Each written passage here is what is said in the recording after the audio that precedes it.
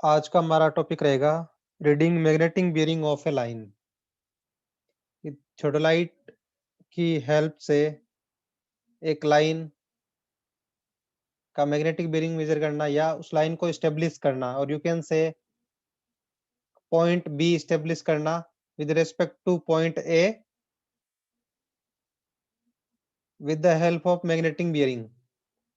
तो बेटा सबसे पहले क्या करोगे आप लोग? सबसे पहले आप लोग जो आपका इंस्ट्रूमेंट स्टेशन ए है वहां पे आप लोग इंस्ट्रूमेंट को सेटअप करोगे। सबसे पहला स्टेप आपका। उसके बाद आपको क्या करना है? टेम्पररी एडजस्टमेंट करना है, सेंटरिंग, लेवलिंग, पैरेलक्स। उसके बाद आपको वर्नियर में 0 रीडिंग करना है हॉरिजॉन्टल सर्कल के अंदर। क्यों? क्योंकि हम लोग हॉरिजॉन्टल एंगल मेजरमेंट कर रहे हैं। क्लियर है? उसके बाद क्या करना आपको? लोअर क्लैंप लूज करना है और उसकी डायरेक्शन किधर करनी है? जिस तरफ आपका मैग्नेटिक निडल या मैग्नेटिक नॉर्थ इंडिकेट हो रहा हो। ये कौन सा है? मैग्नेटिक नॉर्थ है बेटा। इसका मतलब क्या है कि थ्योडोलाइट के साथ में आपका कंपास भी अटैच्ड है। क्लियर है? तो सबसे पहले आपने ये पे स्टेब्लिश किया और 1 ईयर में 0 रीडिंग किया। उसके बाद लोअर क्लैंप लूज करके आपने इसको साइटिंग किस तरफ किया? मैग्नेटिक नॉर्थ की तरफ से। कब पता लगेगा? जो आपका कंपास अटैच्ड है थ्योडोलाइट में, उसमें जो नॉर्थ डायरेक्शन जहां शो कर रहा है उस तरफ आपने इंडिकेट किया। क्लियर है? और अब अभी आपने यहाँ पे लोअर क्लैंप को फिक्स कर दिया बेटा। अब आप क्या करोगे? अपर क्लैंप को लूज करोगे। क्लियर है? उसके बाद क्या है कि आप यहां से आपको जो टेलीस्कोप उसको रोटेट करना स्टार्ट करोगे, थ्रोडलाइट को पूरे को। कब तक करोगे? जब तक आपके थ्रोडलाइट के जो टेलीस्कोप है उसके थ्रू आपको पॉइंट बी साइट हो वहां तक। मान लो पर्सन खड़ा है जो रेंजिंग रोड लेके, तो उसको साइट करना आपको। जैसे आप नियर बाय पहुंच जाओगे, मीन्स कि आप बी की तरफ साइट करने वाले हो, तो उसके बाद क्या आपको कि टेंजेंट स्क्रू यूज करना है, लोअर टेंजेंट स्क्रू। ऐसा क्यों कर रहे हैं? टेंजेंट स्क्रू क्यों यूज कर रहे हैं? इस केस में बेटा आपको अपर टेंजेंट स्क्रू यूज करना है जब बी पे पहुंच रहे हो तो, क्योंकि इस बार रीडिंग वेरी कर रही है ना, लोअर क्लैंप फिक्स है। और जब आपने स्टार्टिंग में जब आप मैग्नेटिक नॉर्थ तरफ इंडिकेट कर रहे थे उस टाइम पहले लोअर क्लैंप लूज करके करोगे, उसके बाद क्या है? लोअर टेंजेंट स्क्रू से करोगे। बिल्कुल फाइन साइट करना है नॉर्थ को उसके लिए। सिमिलरली जब आपने नॉर्थ को साइट किया उसके बाद आपने लोअर क्लैंप फिक्स कर दिया, उसके बाद अपर क्लैंप लूज करके आपने रोटेट किया और बी को साइट कर रहे हो। जब आप मान लो कि बी आपका नियर बाई साइड पे है, उसके बाद क्या है? अपर क्लैंप को फिक्स कर दोगे और अपर टेंजेंट स्क्रू। क्यों? बहुत फाइन मूवमेंट चाहिए मुझे, स्लो मूवमेंट चाहिए, ताकि बी एकदम करेक्टली साइट हो आपका बी। तो जब मेरा बी साइट हो जाए करेक्टली, तो उस टाइम जो मेरी रीडिंग होगी बेटा क्या शो करेगी? वो आपका magnetic bearing of that line, means A B line का मैग्नेटिक बियरिंग को शो करेगी, जो रीडिंग होगी आपके हॉरिजॉन्टल सर्कल के अंदर। ये बेटा आपने पहले लिया फेस लेफ्ट के साथ एग्जांपल, फिर क्या रीडिंग लोगे? फेस राइट के साथ भी सेम रीडिंग लोगे आप। क्लियर है आपको? ऐसा क्यों कर रहे हैं पता है आपको? फिर दोनों रीडिंग का जो मीन वैल्यू लेंगे दोनों की, वो हमारी correct magnetic bearing of line AB को रिप्रेजेंट करेगा। हम ऐसा इसलिए कर रहे हैं एरर को मिनिमाइज करने के लिए। बेटा सभी पता ना कि फेस लेफ्ट और फेस राइट क्या होता है? किसी को कंफ्यूजन तो नहीं है कि फेस लेफ्ट रीडिंग क्या हो रही है, कैसे ले रहे हैं, और फेस राइट रीडिंग कैसे ले रहे हैं, और फेस कैसे चेंज करते हैं थोडालाइट के अंदर? ये क्लियरली आपको समझाया गया आई थिंक फर्स्ट और सेकंड लेक्चर के अंदर। नेक्स्ट बेटा आपका, और बेटा जो भी मैंने आपको बताया ना ये मैग्नेटिक बियरिंग वाला,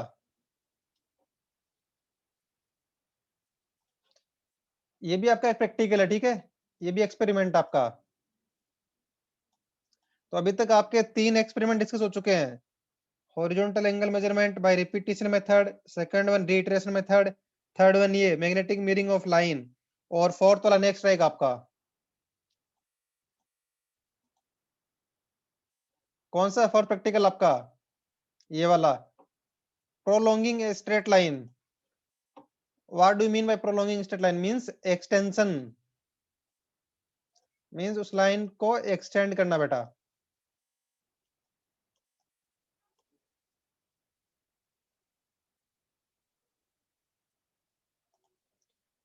तो इसके अंदर कौन सा है, मेरे पास एक ए बी लाइन है, ए टू बी लाइन है, उसको मुझे प्रोलॉन्ग करना है, और यू कैन से एक्सटेंड करना उसको।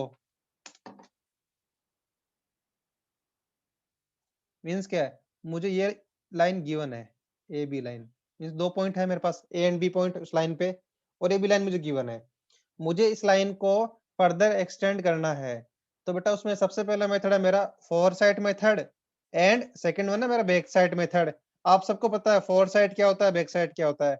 तो सबसे पहले हम लोग डिस्कस करेंगे फोर साइड मेथड। इसमें क्या करेंगे बेटा, ए बी लाइन में जो मेरा ए स्टेशन है, ए पॉइंट है, उसके ऊपर मैं सबसे पहले इंस्ट्रूमेंट को सेटअप करूंगा, उसके बाद टेम्पररी एडजस्टमेंट करूंगा। क्लियर है आपको?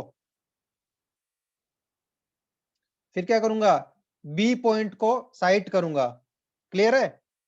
क्योंकि बी तो मुझे नोन है पहले से ही। ए बी लाइन मींस क्या है, जो मेरा लाइन ऑफ साइट है उसके अलोंग हो गया, ए बी के अलोंग, जब मैंने बी को साइट कर लिया। अब क्या करूंगा, उसी डायरेक्शन में एक मैं पॉइंट सी स्टेब्लिश कर लूंगा। अब बेटा प्रैक्टिकली कैसे करना आपको अभी समझा देता हूं। ए पॉइंट पे आपने इंस्ट्रूमेंट सेटअप किया आपने, क्लियर है? ये पॉइंट एग्जांपल, ये बी पॉइंट है, वहां पे एक पर्सन रेंजिंग रोड लेके खड़ा है, आपने इसको साइट किया, मींस के आपकी लाइन ऑफ साइट किधर हो गई, ए टू बी की तरफ हो गई। अब क्या करोगे, इसी लाइन में एक पर्सन को, जैसे आप बोल दो सी पॉइंट बोल दो, यू कैन से अदर पर्सन को इस लाइन के अलोंग आना है। मींस क्या है, ये लाइन है मेरी, मान लो पर्सन पहले यहाँ स्टैंडिंग है, तो जब मेरा line of sight A B के अलोंग है, तो ये मेरे को विजिबल नहीं होगा उस केस में, तो उसको मूव करवाना है। यू कैन से अगर आप ए पे खड़े हो, इस तरफ देख रहे हो, तो उसे क्या बोलोगे कि थोड़ा राइट में मूव होना है उसको, विद हैंड सिग्नल। जब मेरा ये पर्सन बिल्कुल ए बी लाइन के अलोंग आ जाएगा, मींस उस टाइम इस पॉइंट क्या नाम देंगे, पॉइंट को सी नाम दे देंगे। मींस क्या, अभी मेरी line A B C line होगी मेरी, ए टू सी एक्सटेंड होगी लाइन मेरी। जो मेरी लाइन पहले ए टू बी थी, वो बी टू सी और एक्सटेंड हो गई, मींस अब लाइन मेरी ए टू सी बन गई लाइन मेरी। तो क्लियर है? सिमिलरली क्या करेंगे बेटा इस बार, अब हम लोग स्टेशन बी के ऊपर इंस्ट्रूमेंट को सेटअप करेंगे, सी को पहले साइट करेंगे, मींस क्या, लाइन ऑफ साइट मेरी बीसी के लॉन्ग हो गई। फिर मैं उस पर्सन को रेंजिंग रोड लेके बोलूंगा कि वो अगेन मेरे लाइन ऑफ साइट में आ जाए। जब आ जाएगा परफेक्टली, मींस क्या, इस लाइन के लॉन्ग आ गया, तो उसको हमने डी पॉइंट मार्क कर दिया, डी पॉइंट नाम दे दिया हमने उसको। ऐसे करते हुए बेटा हम लोग जहां तक हमें लाइन को एक्सटेंड करना है, मींस जेड पॉइंट, वहां तक हम लोग एक्सटेंड कर लेंगे। क्लियर है? तो बेटा यही प्रोसेस रिपीट करना है। तो ये आपका सबसे पहला था फॉर साइट मेथड का, to extend a line. Second बेटा आपका बैक साइड मेथड। इसके अंदर क्या है, मान लो कि आपको लाइन ए बी गिवन है, और इसको आपको एक्सटेंड करना है जेड पॉइंट तक। क्लियर है? तो इस बार आप क्या करोगे, देखो बेटा नाम में ही सब कुछ रखा है कि पहले था फोर साइड मेथड, इस बार है बैक साइड मेथड। मतलब क्या करेंगे, इस बार हम लोग बी पॉइंट के ऊपर इंस्ट्रूमेंट को सेटअप करेंगे, फिर टेम्पररी एडजस्टमेंट करेंगे उसका। उसके बाद क्या करेंगे, ए पॉइंट पे पर्सन रनिंग रोड खड़ा है, उसको साइट करेंगे। क्लियर है? तो अभी हमारा लाइन ऑफ साइट किस तरफ हो गया, बी टू ए की तरफ हो गया हमारा लाइन ऑफ साइट। क्लियर है? फिर बेटा हमने एक टर्म सीखा था वहां पे,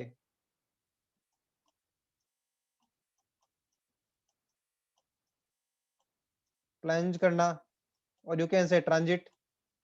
याद आ रहा कुछ? अब क्या करेंगे, हमारे टेलीस्कोप को रोटेट कर लेंगे 180 डिग्री।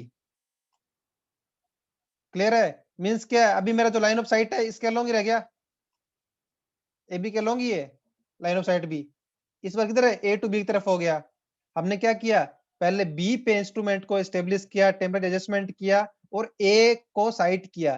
तो मेरी line of site towards B2A हो गई।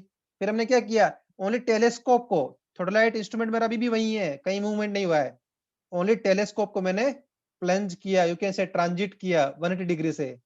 तो इस बार मेरी किधर हो गई, line of site towards A to B। Clear है। अब क्या करेंगे बेटा, वही प्रोसेस कि एक पर्सन को बोलेंगे कि इसको साइट में आना है, लाइन ऑफ साइट के अंदर आना है मूव करके, जिसने रेंजिंग रोड होल्ड कर रखा है। जब वो परफेक्टली लाइन ऑफ साइट में आ जाएगा तो ये मुझे विजिबल होगा वो।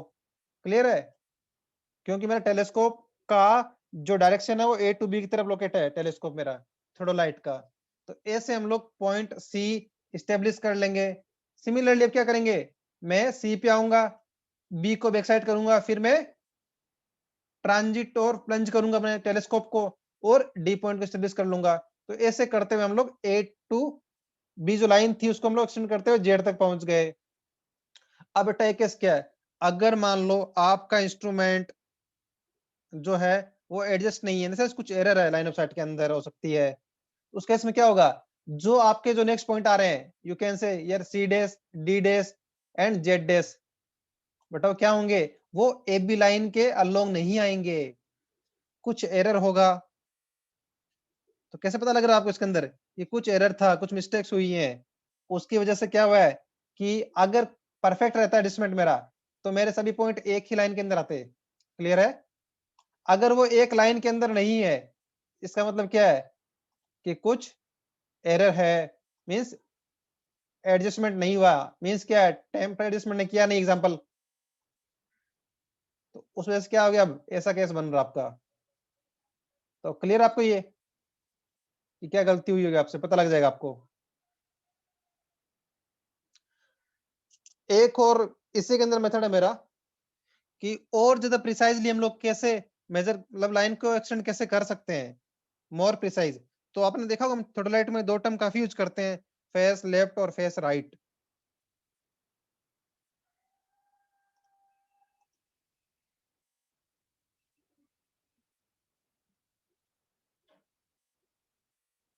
बेटा मैं वही बात कर रहा हूँ, मोर प्रिसाइज के लिए हम एक नेक्स्ट मेथड लेके आ रहे हैं, फोर साइट और बैक साइट दोनों में जो डिफरेंस नहीं है एक्यूरेसी के हिसाब से। क्लियर है, फोर साइट और बैक साइट मेथड में ज्यादा डिफरेंस नहीं है एक्यूरेसी के हिसाब से। अब हम जो थर्ड मेथड करने वाले हैं उस वो ज्यादा मोर एक्यूरेट रहेगा as compare to previous two methods. Clear है, इसका नाम है डबल रिवर्सिंग मेथड। क्या लाइन को एक्सटेंड ही करना है, double reversing method, when the line is to be prolonged with high precision और when the instrument is in imperfect adjustment. Clear है, जो इश्यू हमारे पहले हो रहा था उससे वजह से क्या आ रही थी, जो हमारी लाइन है बेटा, जो हमारे जो पॉइंट थे नेक्स्ट पॉइंट थे उस लाइन के अलोंग नहीं आएंगे अगर मेरा इम्परफेक्ट एडजस्टमेंट है। तो the process of double sighting और डबल रिवर्सिंग इज यूज्ड। मान लो कि वही आपका प्रीवियस केस है, A to B लाइन है, उसको एक्सटेंड करना है Z तक मेरे को,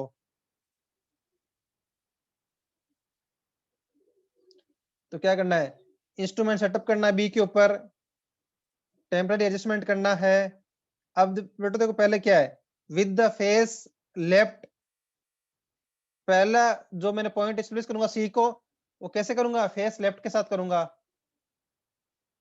तो थोड़ोलाइट में दो टर्म तो याद ही कर लो, रीडिंग दोनों तरीके से लेनी है, फेस लेफ्ट से भी एंड फेस राइट से भी। क्लियर है, तो मान लो सबसे पहले मैं फेस लेफ्ट के साथ रीडिंग ले रहा हूं, with the face of instrument left back side on A and clamp both the upper and lower motions, transit telescope and set point C1।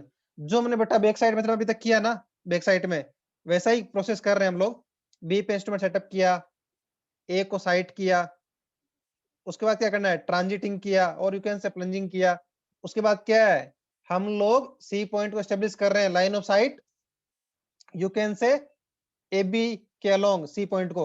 अगर मान लो मेरे इंस्ट्रूमेंट में, एग्जांपल मेरे इंस्ट्रूमेंट में कोई इम्परफेक्ट एडजस्टमेंट नहीं है, मींस करेक्ट है पूरा, कोई एरर नहीं है, तो उस केस में क्या होगा, मेरा जो सी पॉइंट होगा बिल्कुल ए बी लाइन के अलोंग यही आएगा, बिल्कुल लाइन ऑफ साइट में आएगा, बिल्कुल लाइन ए बी पे ही आएगा। क्लियर है। सिमिलरली आप सी पे स्टेब्लिश हो जाओगे, उसके बाद बी को बैक साइड करोगे, प्लंज करोगे, पॉइंट डी स्टेब्लिश करोगे। क्लियर है? ये तो बेटा आइडियल केस हो गया है, ये तो हम लोग बैक साइड में कर ही रहे थे पहले ही ऐसा केस। इसमें दो डिफरेंस क्या आ रहा है, एक तो हमने फेस लेफ्ट के साथ रीडिंग लेंगे, सिमिलरली उसके साथ साथ फेस राइट से भी रीडिंग लेंगे।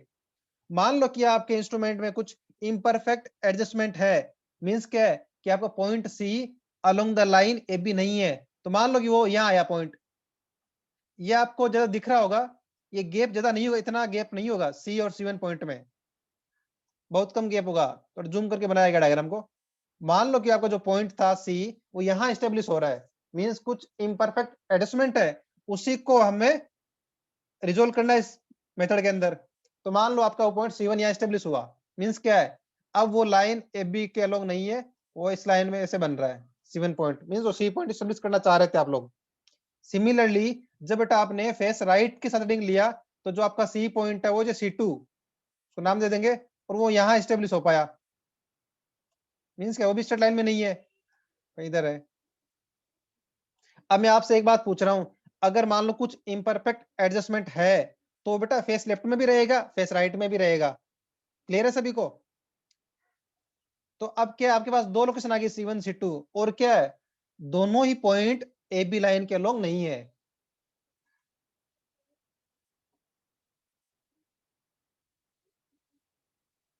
बिल्कुल करेक्ट, सही बोल रहे हो। अगर मेरा फेस लेफ्ट और फेस राइट दोनों एक ही पॉइंट पे आते, मींस क्या है, along the line A B आते, तो मतलब करेक्ट है, कोई इम्परफेक्ट एडजस्टमेंट है ही नहीं मेरा बेटा। मींस क्या है, सी वन और सी टू दोनों एक ही पॉइंट पे आते परफेक्टली, तो मेरा कोई इम्परफेक्ट एडजस्टमेंट नहीं था, पता लग जाता। मैं तो वर्स्ट केस ले रहा हूँ ना, अगर आपका इम्परफेक्ट एडजस्टमेंट है तो क्या करेंगे उस केस में। तो मेरे पास दो पॉइंट आ गया सी वन एंड सी टू। तो बेटा आपको मैंने एक बात बोला कि अगर थोड़ोलाइट में कुछ इम्परफेक्ट एडजस्टमेंट है, तो उस वजह से क्या है, जितना यू कैन से एरर वर्ड, कि जितना फेस लेफ्ट में रहेगा डेविएशन, उतना ही फेस राइट में भी रहेगा। मींस क्या है कि जितना सी पॉइंट से सी वन पॉइंट रहेगा distance wise you can say, और you can say angle wise, उतना ही सी टू पॉइंट रहेगा। मींस क्या है, C one and C two का मिड पॉइंट क्या होगा, सी होगा, परफेक्ट पॉइंट यू कैन से सी पॉइंट होगा। सी वन एंड सी टू का मिड पॉइंट वो कहाँ करेगा, ए बी लाइन पे ही लाई करेगा बेटा। क्लियर है सभी को कि मेरा सी पॉइंट कैसे मिला मेरे को? रिपीट कर रहा हूँ डी पॉइंट के लिए, हमने सी पॉइंट पे इंस्ट्रूमेंट को स्टेब्लिश किया, यहाँ बी से सी पे मूव कर दिया, उसके बाद क्या है, टेम्पररी एडजस्टमेंट करेंगे, बी को बैक साइड करेंगे, फिर प्लंज करेंगे या यू कैन से ट्रांजिट करेंगे इंस्ट्रूमेंट को, और फेस लेफ्ट के साथ में हमने रीडिंग ली, पॉइंट स्टेब्लिश किया, उसको डी वन पॉइंट दे दिया। इंस्ट्रूमेंट में भी वही है, इस बार हम क्या करेंगे, फेस राइट के साथ, फेस राइट के साथ हम लोग एक पॉइंट स्टेब्लिश करेंगे, डी टू बोल दिया उसको। क्लियर है? अगर डी वन डी टू यही होते मीन्स क्या होता, D is equal to D one is equal to D two, means क्या है, तीनों की पोजीशन सेम होती, मीन्स क्या है, कोई उसमें एरर नहीं थी या कोई इम्परफेक्ट एडजस्टमेंट नहीं था। ऐसा नहीं है, मीन्स क्या है, डी वन यहाँ स्टेब्लिश हो रहा है, डी टू यहाँ स्टेब्लिश हो रहा है, तो क्या करेंगे, D one and D two दो जोनों को, जो लाइन ज्वाइन कर रही है उसका मिडवे पॉइंट है, कैसे मिड पॉइंट क्या होगा, डी पॉइंट होगा, तो उसको ऐसे स्टेब्लिश कर लेंगे, और वो पॉइंट बेटा कहाँ होगा, exactly lies on the line A B के एक्सटेंशन पे लाई करेगा। ऐसे करते हुए बेटा हम लोग जेड पॉइंट तक लाइन को एक्सटेंड कर लेंगे। क्लियर है बेटा? ये आपका फोर्थ प्रैक्टिकल होगा सर्विंग टू का।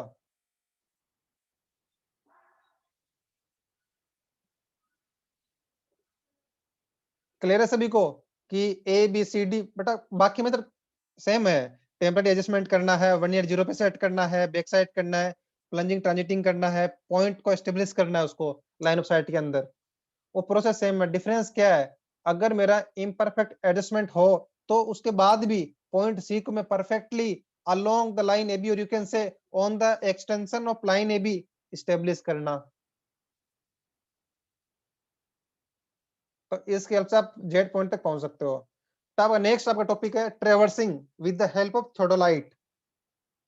तो पहले मुझे बताओ कि ट्रेवर्सिंग क्या होती है और कितने टाइप की होती है।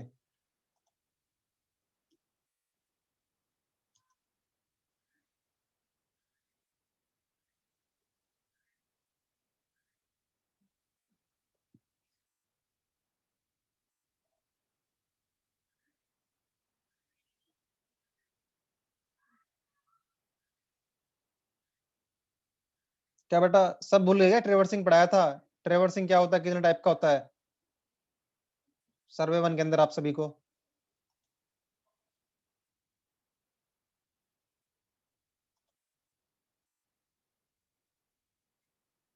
Someone is saying extending the server line, joining the server lines, combination of point, series of straight line. काफी नजदीक पहुंच रहे हो।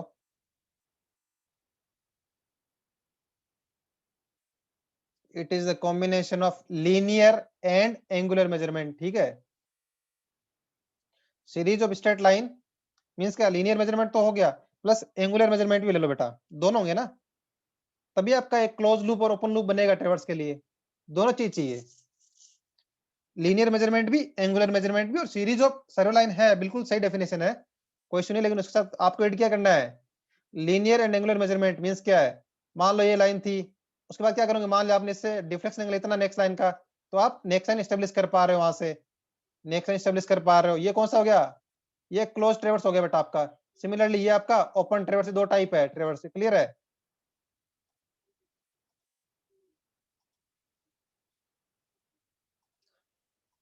अब आगे बढ़ते हैं थोड़ा लाइट के बारे में। A traverse is a series of connected lines whose length and direction means क्या हो गया बेटा, डायरेक्शन मतलब हो गया, यू कैन से एंगल, जो वर्ड है ना डायरेक्शन, इसका मतलब बेटा एंगल है, मींस क्या, लीनियर मेजरमेंट भी है और एंगुलर मेजरमेंट भी आपके पास।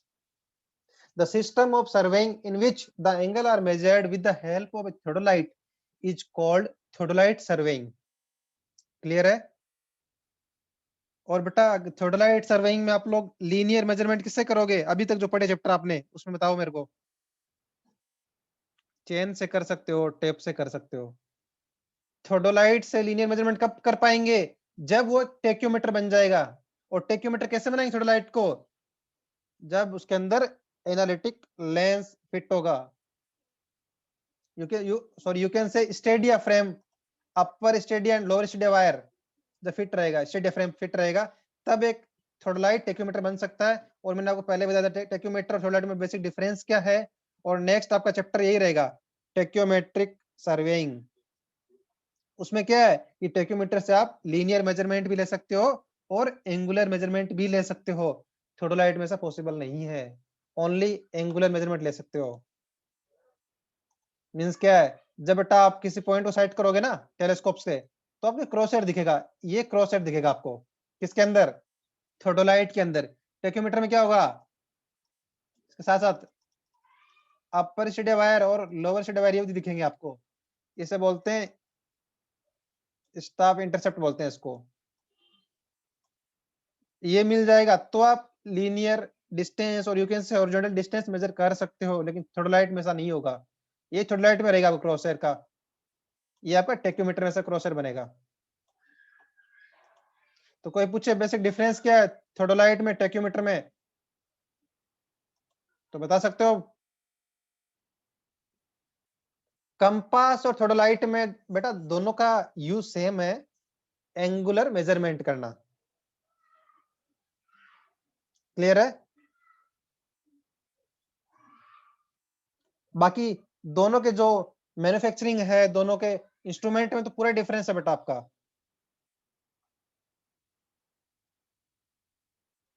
हाँ यस, यू कैन से वर्टिकल एंगल मेजर कर लेंगे थोडोलाइट के अंदर, जो कंपास में नहीं कर सकते हम लोग। और दूसरा क्या है, लोकल अट्रैक्शन से अफेक्टेड नहीं होगा मेरे थोडोलाइट, क्लियर है। तो you can say better advancement है एज कंपेयर टू कंपास। तो सबसे पहला है traversing by included angles and traversing by deflection angles. तो बेटा आपको पता लगा ट्रेवर्स में लीनियर मेजरमेंट करना है जो हम लोग चेन और टेप से कर लेंगे, एंगुलर मेजरमेंट करना है थोड़ा लाइट से करेंगे। कौन कौन से हो गया, इंक्लूडेड एंगल और डिफ्लेक्शन एंगल। बेटा हमने पहले पढ़ा था कि डिफ्लेक्शन एंगल क्या होता है, लास्ट लेक्चर में पढ़ा था हमने डिफ्लेक्शन एंगल क्या होता है, और you can say included angle और डायरेक्ट एंगल क्या होता है, क्लियर है। तो पहला है traversing by included angle method, means क्या है, मान लो कि आपका पहला पॉइंट था ट्रेवर्स का, ए स्टेशन, इंस्ट्रूमेंट स्टेब्लिश किया, एडजस्टमेंट किया, अब मेरे को इसमें B point you can say A B line establish करना है, तो क्या होगा, ए बी लाइन का यू कैन से मैग्नेटिक बीयरिंग गिवन है, तो मैंने इस एंगल पे यहां से पहले क्या करेंगे, थोड़ाइट ए पे स्टेब्लिश करोगे, टेम्परेचर एडजस्टमेंट करोगे, रीडिंग 1 में 0 करोगे और नॉर्थ की तरफ उसको इंडिकेट कराओगे लोअर क्लैंप लूज करके, उसके बाद लोअर क्लैंप फिक्स कर लोगे, अपर क्लैंप लूज करोगे, उतना एंगल देख कितना एंगल पे मेरा था ए बी, परफेक्ट, ठीक है, और कितने डिस्टेंस पे था ऐसे इसके अलोंग, तो उससे आप लोग बी पॉइंट को एस्टेब्लिश कर सकते हो। क्लियर है? फिर बी पे आपने इंस्ट्रूमेंट को एस्टेब्लिश करा, फिर देखा कि ये एंगल कितना है, previous line to next line in clockwise direction, A B angle कितना है, और बी से जो अब आपको बी सी लाइन की डायरेक्शन मिल गई इतने एंगल पे है प्रीवियस लाइन से, उसके बाद क्या है कि ये कितने डिस्टेंस पे है सी पॉइंट, तो आपने सी पॉइंट एस्टेब्लिश कर लोगे। सिमिलरली सी से फिर डी, डी से E and E to A point आप एस्टेब्लिश कर लोगे, लीनियर और एंगल कौन सा, इंक्लूडेड एंगल की हेल्प से बेटा, और with the help of theodolite, तो आपका ये ट्रेवर्स कंप्लीट हो जाएगा। एक आपका मैंने बताया था last time, deflection angle, deflection angle, clear है? तो उसके हेल्प से आपको ट्रेवर्स बनाना है। लीनियर मेजरमेंट तरीका वही रहेगा बेटा, एंगुलर मेजरमेंट थोड़ा से ही करना है, लेकिन कौन सा angle, deflection angle. Deflection angle बेटा क्या था कि प्रीवियस लाइन को एक्सटेंड करो, ए बी लाइन था इसको एक्सटेंड करो, और नेक्स्ट लाइन मेरा बीसी लाइन था, तो जो एंगल बन रहा है एक्सटेंशन से और एक न्यू लाइन जो नेक्स्ट लाइन है उसके बीच जो एंगल बन रहा है वो क्या कहलाएगा, डिफ्लेक्शन एंगल। मींस क्या है, जो मेरी लाइन जिस डायरेक्शन में जा रही थी वहां से कितना डिफ्लेक्ट हुई है। क्लियर है? That's why we are calling it deflection angle. मेरी लाइन बेटा ऐसे जा रही थी ना, लाइन मेरी अब इस तरफ हो गई, मींस क्या इतना एंगल से डिफ्लेक्ट हो गई लाइन मेरी।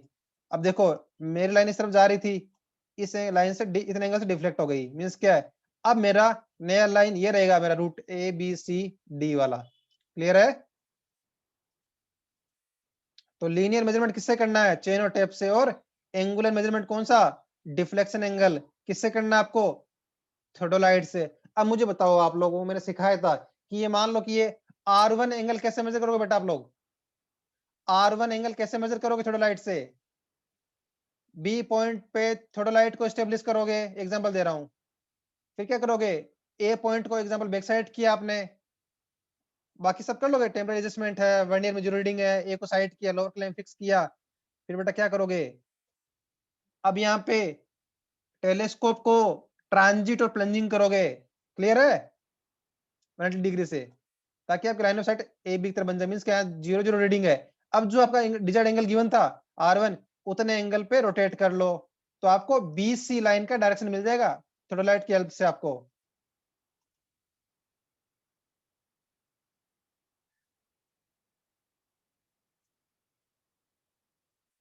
बेटा back side then fore side नहीं, फोर साइड क्यों नहीं बोलेंगे इसमें हम लोग, फोर साइड ऐसा इसलिए नहीं बोलेंगे क्योंकि मेरे पास कोई आगे स्टाफ तो है नहीं, स्टाफ यूज करूंगा या RL निकालना, यू कैन से four side in that case ना, मैं केवल डायरेक्शन निकाल रहा हूँ BC लाइन की, और मैं प्लंजिंग कर रहा हूँ अभी।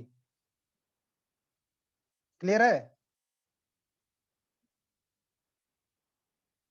हाँ, अगर मान लो मुझे बी जो मैं सी पॉइंट स्टेब्लिश कर रहा हूं, क्लियर है, अब मुझे केवल डायरेक्शन मिला, ये डायरेक्शन इस डायरेक्शन में है मेरा पॉइंट, कितनी डिस्टेंस पे यहां से, तो वो डिस्टेंस लीनियर मेजरमेंट से आएगी आपके पास। क्लियर है?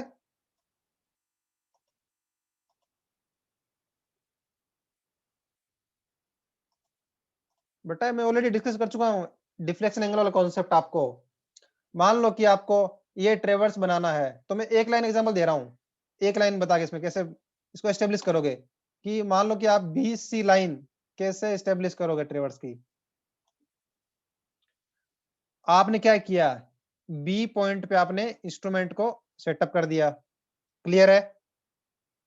उसके बाद क्या करोगे, टेम्परेरी एडजस्टमेंट करोगे, वर्नियर में 0 0 रीडिंग करोगे, उसके बाद लोअर क्लैंप को लूज करोगे, और ए पे बंदा रनिंग रोड खड़ा है उसको आप साइड करोगे। क्लियर है? मींस कि आपकी टेलीस्कोप का लाइन ऑफ साइट किस तरफ है, बी टू ए की तरफ है, उस टाइम वर्नियर में 0 0 रीडिंग है, अब क्या करोगे, लोअर क्लैंप को फिक्स कर लोगे। क्लियर है? और क्या करोगे, टेलीस्कोप को 180 डिग्री से रोटेट करोगे, इसे क्या बोलते हैं बेटा, अब मैं वर्ड यूज करूंगा ट्रांजिट, बार बार नहीं बोलूंगा ट्रांजिट मतलब क्या होता है, ट्रांजिट, और यू कैन से प्लंज।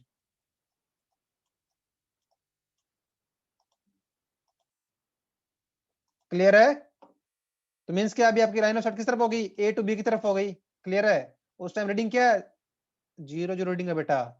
अब क्या करोगे, मान लो कि आपको एंगल गिवन था 20 डिग्री एग्जांपल के लिए, कि उतना डिफ्लेक्शन एंगल आपका, तो क्या करोगे, यहाँ से 20 डिग्री मीन्स क्या है, थियोडोलाइट में टेलीस्कोप रोटेट करोगे कितने एंगल से, 20 डिग्री से। तो जिस तरह लाइन ऑफ साइट दिखा रहा, अभी मेरा किस तरफ आएगा line of sight, B to C की तरफ आ जाएगा। अब इसमें सी पॉइंट कहाँ है मुझे अभी नहीं पता, वो कैसे पता लगेगा, उसके अलोंग एक लीनियर मेजरमेंट करना पड़ेगा बेटा। मींस क्या, मान लो कि यहाँ से 5 मीटर पे है बी पॉइंट से सी पॉइंट, और इतना डिफरेंस एंगल पे था, तो पहले अपने डायरेक्शन फाइंड कर ली, इस डायरेक्शन में है, मींस इस डायरेक्शन में है आपका पॉइंट सी पॉइंट, मींस यहाँ से 5 मीटर पे है, तो आप यहाँ से 5 मीटर के डायरेक्शन पे पॉइंट है, मार्क कर लिया पॉइंट सी। इससे आपके पास आपका ट्रेवर्सिंग कंप्लीट हो जाएगा। लीनियर प्लस एंगुलर मेजरमेंट, कौन सा angle, deflection angle with the help of theodolite. और हम पहले डिस्कस कर चुके हैं कि डिफ्लेक्शन एंगल वाला कब, कौन सा कहाँ यूज करना है, कौन से ट्रेवर्स में यूज करना है, ओपन ट्रेवर्स के केस में, और कहाँ कहाँ यूज करना है। क्लियर है? तो आपका नेक्स्ट जो इंपोर्टेंट टॉपिक आने वाला है वो है कोऑर्डिनेट सिस्टम है सर्वेइंग का, लेटीट्यूड डिपार्चर वाला। क्लियर है? और ये आपका बीसी पुणे में जो लोग फॉलो कर रहे हैं तो उसमें एक अलग से चैप्टर है, थोड़ोलाइट चैप्टर में नहीं मिलेगा आपको, ठीक है, अलग से चैप्टर उसमें सर्च कर लेना। तो आपको पता है कि 2 डायमेंशन में किसी पॉइंट के कितने कोऑर्डिनेट होंगे, 2 डायमेंशन 2D के अंदर किसी पॉइंट के बेटा कितने कोऑर्डिनेट होंगे,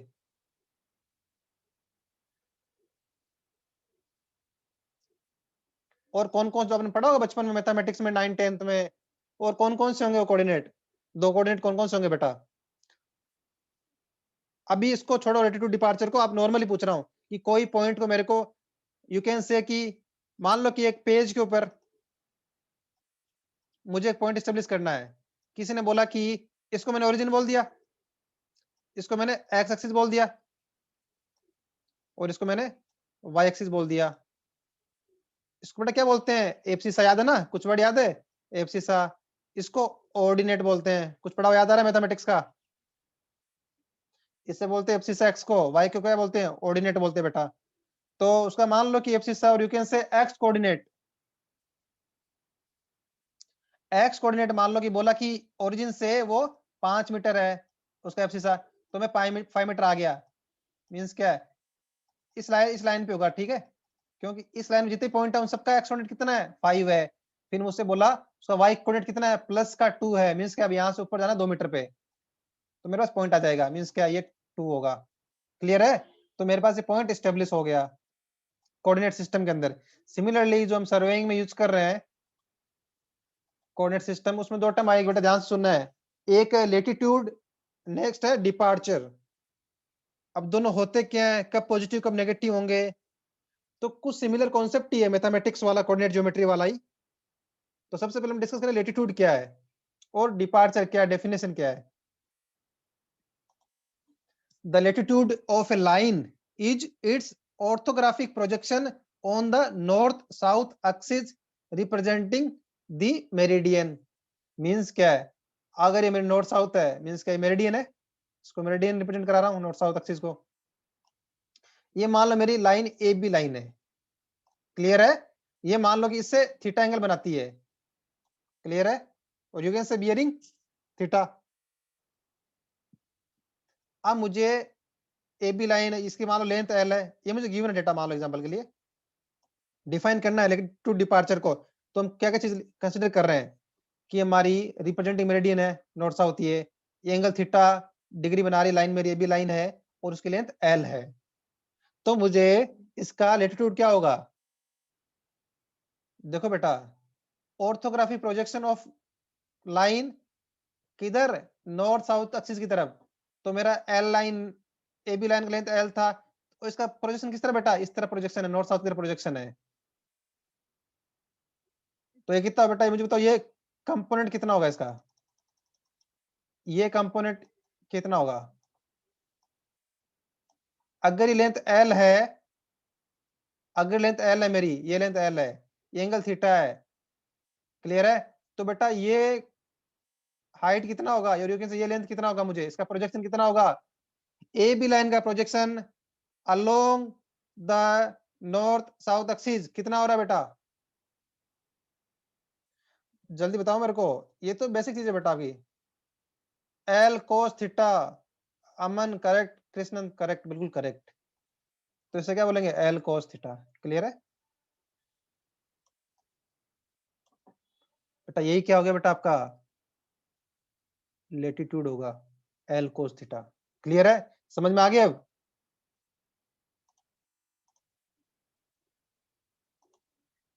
तो पता लग गया कि प्रोजेक्शन किस तरफ कितना प्रोजेक्शन है, क्या है वो एल कोस थीटा है, वो आपका लेटीट्यूड हो गया बी पॉइंट का। क्लियर है, मान लो कि ए पॉइंट को ओरिजिन मान लिया मैंने और बी पॉइंट एस्टेब्लिश करना था, तो उसका मैंने बोला लेटीट्यूड एल कोस थीटा है। और डिपार्चर बेटा क्या है, the departure of a line its orthographic projection on the axis perpendicular to the meridian. Means अगर मेरे मेरिडियन ये है रिप्रेजेंटिंग, तो उसके परपेंडिकुलर लाइन ये है, इसके अलोंग जो इसका प्रोजेक्शन रहेगा, मींस क्या है, ईस्ट टू वेस्ट लाइन के अलोंग जो इसका प्रोजेक्शन रहेगा।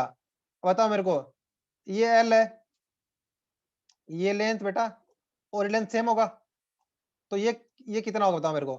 अगर ये एल है, ये एंगल थीटा है, तो इसका डिपार्चर और यू कैन से projection of line along the east west कितना होगा